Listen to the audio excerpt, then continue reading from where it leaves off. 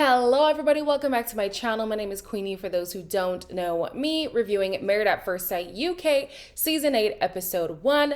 Before I get into it, please make sure to like this video, subscribe and hit the bell, and leave a comment down below. Based on the first impressions video that I did, there are a lot of new viewers, so please show your girls some support and subscribe. Also, since I did the first impressions, I'm not really gonna go too deep into all these people's little intricate personality traits and stuff because we've already done a video on that. Also, did you guys see the trailer of the show Blue Therapy? You guys let me know in the comments down below if you want reviews on that because I'm very intrigued and I'm probably going to review it. So we have the Hen and Stags Nights where we get to meet everybody. Off the bat, honey, Shona, I think that's how you say her name. She's just like me. I already feel like I love him. She loves her husband already. I don't even know if I like him. Yeah. Here's the thing. If you're gonna jump into a process that is as delusional as marrying somebody the first time you see them, being matched by 3 strangers who do not know who you are, you might as well be delusional enough by saying that you already love him. I'm with you, girl. This is the mentality that you need to have if you're going to be doing a situation like this. While the girls are going around talking about their families and whether or not their families are accepting of this process, Ella starts to get emotional, and without going into full detail, she says that it's because of her transition. They didn't understand it in the beginning, but nor did I. I am proud of you and obviously love you very much. I can't explain why me and my family are so close without having to explain that I'm trans. I want to have the chance to tell my husband everything that you guys will all find out, and I will tell you all. I like the fact that she decided to keep the nitty-gritty for her husband before divulging with the other women, because you're already in the mindset of like, that is my life partner. Everybody else is also important, but he kind of deserves that respect of knowing before like everybody else what's really going on in her life and stuff. I loved that for her. In my first impressions, I was wondering if the experts were going to tell Ella's partner that she was transgender. However, it seems like she's going to take that responsibility on for herself. But on top of that, I'm not quite sure if her match said that he is bisexual or pansexual, but it's definitely one of the two. So my assumption is that it will not be as big of a concern as she might be worrying that it is. So the first match we have is Jay, the life of the party, who has never felt true love, and Luke, who is a very cheeky chappy. He's got a lot of jokes on him. I used to get a pen and put little dots there so that and I'd be like this. Hello. Some people like get a bit cringed out by it. Of all my friends, I've definitely got the best chat. And that's only because I'm the least good looking. I've only ever had one proper relationship, and that was long term. It was 8 years. Probably one of the darkest times of my life. I was in bed like for 6 months crying. They're paired with someone who makes them laugh and has banter.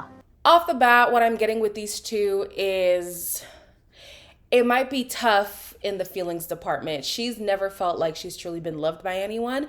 And honestly, hearing her story about how she was bullied in school, she was thrown in the bin. That is some next level treachery, honestly. Like, I've never heard of such egregious bullying in my life. So I can only imagine what that's done to her mental health and to her self-esteem. And then with Luke, he had only been in one relationship. He's only loved one woman, and that relationship was for 8 years. And he is still unsure why she decided to end things. She just up and left the relationship.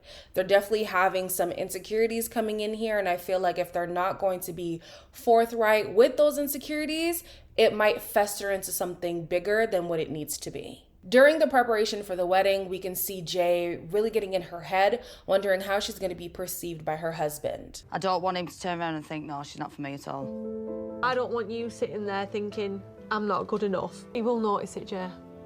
Yeah. Blunt. I cannot even begin to imagine how it would feel having a visible disability like this. You know, like, a lot of people are going through stuff that we never see, but what she's going through, you can immediately spot, you know, as soon as you see her. Furthermore, you don't know how somebody you don't know is going to react to something like that. somebody who is a stranger might not have the couth to handle you with care. So I can see where her insecurity is stemming from. Thankfully for her, at the ceremony, it seemed like Luke was not fazed whatsoever. You look nice. Thanks. You look nice. I did notice her arm, which, if I'm honest, like, didn't faze me at all. I wear my heart in my sleeve, but just not my left one, obviously. I want to find someone the same as me, but female. And I think she might be that. I love that the first things he noticed was her hair and her smile. It could have just been a spiel, but it worked on me, honey, okay? It worked on me. Definitely it is easy right now for him to say that the disability doesn't faze him. I think the logistics of being with somebody who only has one arm is going to reveal itself as time goes on. But as of right now, even based off of their vows, they really seem to be on the same level of commitment. They seem to have similar personalities, similar banter. So beyond the physical, even though the physical doesn't bother him, I do think they have a lot of strong connections that could make this a good marriage. When they're taking pictures after the ceremony, it's like bar for bar, these two are on par with each other. The banter is immaculate. I said I need someone to laugh at my dad jokes. Yeah. And also to make me laugh. Very open person, honest person, exactly like me. I don't think that he fancies me. Makes me think that his type is like small, petite blonde. Here are the concerns when it comes to this relationship. One, because they get along so well and because they are so similar, they might be too similar that the things that piss them off about each other are prevalent in each other. You know what I'm saying? Like, I can only deal with so much of me and somebody else. Like, I need the yin and yang. I don't want a mirror image of who I am. And then another thing that's going to be an issue is her insecurity about perceptions and how people see her. She is a beautiful woman, but life has basically made her feel as if that is not true. And Luke hasn't given her a reason to feel like that, but history is making her feel like that. So definitely it's going to be on Luke to reassure her more on how attracted he is to her and how her disability is not going to hinder him from making a genuine connection with her. At the reception, the friend is weary and she's trying to make it clear to Luke that, listen, I'm very protective of my friend and I want to know that you're genuine. And he's starting to see like, okay, this is what I would be dealing with in being with Jay, and I'm okay with that. So you've got all this to come, Luke, but sometimes just needs a little bit of help. Yeah, that's fine. I'll be honest, there's going to be times where, like, I won't know what to say. Do you know what I mean? Because it's new to me, do you know what I mean? Yeah. If you've got a disability, it doesn't define you as a person. 100% physically attracted to her. Are you sure? I swear to God I am. I love that at every moment possible, he's reassuring her. He's reassuring the friends. He's reassuring Jay. Like, it was so nice to see. He's seeing that, okay, I'm going to have to step in certain times, like maybe to help her with the food and stuff like that. But she is also an independent woman. So I hope that she puts some boundaries on like, yes, here's where I need your help, but here's where I would like to tackle things on my own, just so that she doesn't feel like a helpless person in the relationship. And then when he was giving his speech, the first thing he did was to reassure his attraction to her, his bond with her, to everybody in the room. And I'm like, oh, this was so beautiful. This was so good. She actually makes me feel like I am who I am. Look how beautiful she is. Honestly. That's really cute, isn't it? Oh, stop. He's just so taken by her. I love that for her. In as much as her disability does not define who she is, it has framed how she sees the world. And so I hope that she takes the time to really let Luke into her perspective, her worldview, so that her personal insecurities don't become, issues in the relationship that can be avoided if she's just transparent about how she feels. I hope that he does the same, because like we said, he's been in only one real relationship, and that was 8 years. That's a big chunk of your life. I hope that he elaborates on that too. Maybe he has trust issues that he needs to let her know about. But all in all, I think this is a good match. The second match we have is with Laura, the high maintenance divorcee. Mercy God, high maintenance is I don't even know if that's a proper depiction. Like, she's really uppity.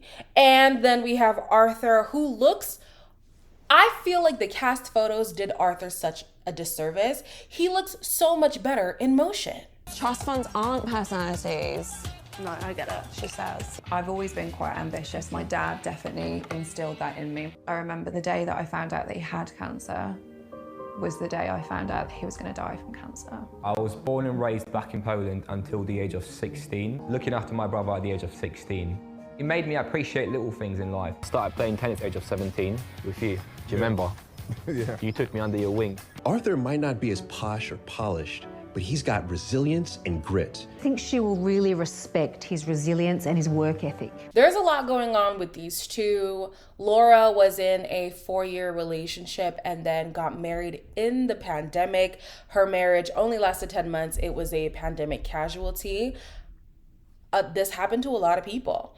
A lot of people hadn't been on top of the person that they're in partnership with. So to have to jump into the pandemic with somebody where, you know, you had your own life, they had their own life, and then you come together to do life together. Now it's like all day, every day, me and you. There were a lot of casualties in the pandemic, so I definitely feel her on that one. With Arthur, he basically became a teen dad. He had to take care of his brother when he was 16 years old, and he's also from Poland, I think it is. So English is his second language. Like, he's had to do a lot of growing up very quickly. He's a lot more nurturing than what you would expect. I wouldn't have thought that he had such a bleeding heart. If you just see him at face value, the more you hear about his story, the more you hear him talk about his upbringing and stuff like that, like, my heart really melted for him. And I hope that for Laura, she's able to look past what her stereotypical type is, because when we're preparing for the wedding, she's very clear on what she wants and is going to be disappointed if she does not get that. Obviously, your standards are very high, so they should be. Are they? The Chelsea boy is obviously my MO, and handsome, tall. Your girl knows what she likes. A 10 with a personality. Just really don't want a project. My question for Laura is, does she understand how she comes off? I feel like there's nothing wrong with seeing yourself as a catch, but being so, I don't know if pompous is the word, or like self-righteous maybe, is very off-putting for a lot of people. And so, yeah, maybe Arthur isn't the cookie cutter guy that you were looking for, but he has a lot of redeeming qualities that any woman would be lucky to be with him. I feel so far, we haven't really seen the red flags as of yet, but so far he seems like such a good guy. And I think that her being stuck in her ways of the type of man that she's supposed to be with is going to deter her from having a genuine connection with him. And my thing is, baby girl, your type hasn't worked for you in the past. So maybe you should switch things up, okay? On Arthur's end, this is maybe let's call it an amber flag, just an amber flag. His vows are basically from ChatGPT. I didn't even add anything there. I didn't change anything. I just kept it. You are my happiness, my everything. I love you. Arthur's vows with the whole I love you comments. I don't know. You've only just met them. I don't feel you can actually love someone. The reason why I'm giving him grace is because he's ESL. English is his second language. Come on, you gotta give him grace. The friends. Why aren't the friends helping him personalize his vows? At the very least, chuck out the I love you part, please. Because obviously that's very misplaced. You don't know this woman. Come on, the friends, oh my gosh, the friends just set him up for failure. They truly, truly did. But anyways, fast forward to the ceremony. He is very into Laura. She's a beautiful girl. How could you not be into her? She, however, she's making her disappointment very clear. He doesn't look like a Chelsea boy. It'll be a good day. Very firm criteria has not been met. I promise to appreciate you as much as I appreciate my first oat milk latte of the morning. Please don't talk to me before I've had it. I love you. Hey. Laura, sweetheart, with all due respect, left to your own devices, you failed. And not in regards in like the marriage, like, oh, you've already tried a marriage and you failed. No, but like, given the circumstance that you're in, one would assume that you've had a hand of trying it on your own and it didn't work out. So now other people are helping you out and you want to be so picky and you want to be so dry and callous towards this man. Even her vows, you can tell that it was supposed to be funny, and maybe her humor is dry, and I typically don't understand dry humor. So that could be a me problem. But I'm just like, girl, at least fake it. Oh my gosh. Like, it was almost as if it was such a task for her to be here. And I'm thinking whatever potential they might have had, she's definitely not making it any better by showing her disdain for being partnered with him. Then when they're taking pictures, things just keep going downhill. I'm struggling to find a huge amount of common ground, if I'm honest. I was married only for 10 months. Okay. I work in finance. I'm a tennis coach. Okay. Yeah. We've seen this storyline before where two people come from different worlds, and unfortunately it seems like the woman comes from a more high-profile lifestyle compared to the man. When it is that kind of imbalance, I think it's easy for the woman to look down at the guy, probably feeling like she deserves a more prestigious kind of person. Even when she was talking about her previous marriage, she said that they didn't want for anything because literally like all that they would have ever wanted, they had. It seemed like things were only going up from there. And so for that to completely be over, I would feel like she would either want that or better. And the fact that at first value, it doesn't seem like Arthur can provide the lifestyle that she's looking for, it's definitely going to be a complex in their relationship. My issue though is I don't understand why she doesn't just investigate. So at the ceremony, okay, so let me not jump ahead. Reception, I meant. Before we get too far into the reception, one of the friends lets it slip that Arthur's vows are from the internet. I wasn't impressed with your vows, I'm afraid. There was no effort involved at all. They were from the internet. Someone said, it sounds like he's pulled it off the internet. And he's admitted that he has. Do you know what? I'll go and Google the rest of our relationship, shall I? See how that one pans out. I'm just here like, oh my gosh, like why would you say that? And furthermore, why would you not explain why they came from the internet? Because now here this girl is like, wow, he doesn't even care to personalize his own vows. Like what the hell is with that? I would have felt the same way too if I didn't know the whole story. But when it comes to matters of the heart, especially if you're allowing other people to match you with somebody, just ask. I don't understand why it takes a sob story for people to now be like, oh, I get it now. Like, it's only when the friend was giving his speech and really outlining the person who Arthur is that Laura was now coming around to Arthur. He came over from Poland as an innocent young boy without speaking a word of English. He made friends, including myself, and got pretty damn good at tennis. Yeah, maybe there's layers there. I'm glad that she eventually was like, you know what, we can both talk about the things that we've been through and maybe we can start to see each other's lives in a different way instead of just being judgmental off the bat. Like, thank you, finally. But she could have done this from the beginning. Obviously not at the ceremony, there's no space for that, but during the photo taking, at the beginning of the reception, you know, like her judgmental, the fact that her first instinct is to be judgmental is going to be a problem. But we'll see how things go. I feel like Arthur so far is a catch, and maybe if he's willing to be patient with Laura, there is potential there.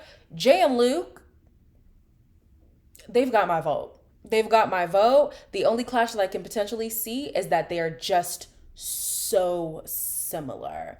But anyways, as you guys know with Love Island, you know.